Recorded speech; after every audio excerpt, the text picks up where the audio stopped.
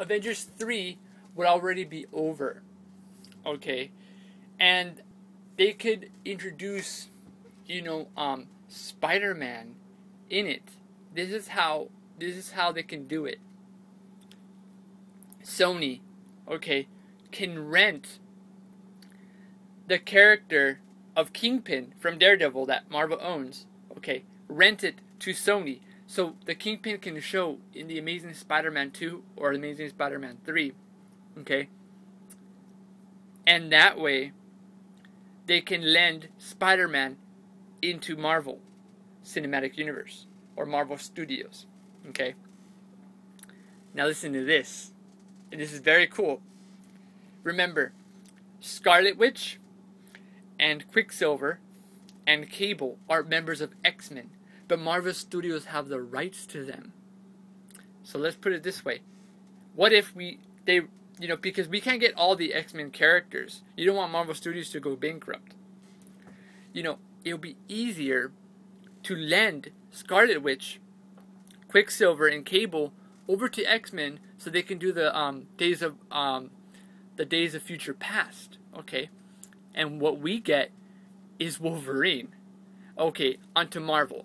That'd be amazing. I know, don't hate me for this, but it makes sense. You want to see Wolverine. He's a big asset to this whole thing. This is the main point. Wolverine is basically the iconic character of the X-Men. Sony is Spider-Man. The iconic character of Sony is Spider-Man. You know what I mean? So you have two iconic characters in a different company. That's big.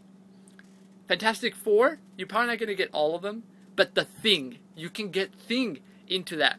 How? Easy. Okay.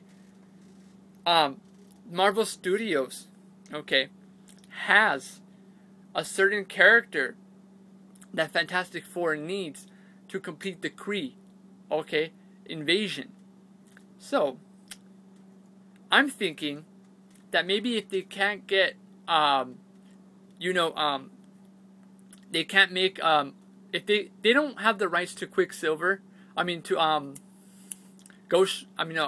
Silver Surfer by a certain date, and they're not going to make a movie with him, they can get the rights from Silver Surfer for at least a movie. It'd now be pretty cool. But this is the thing.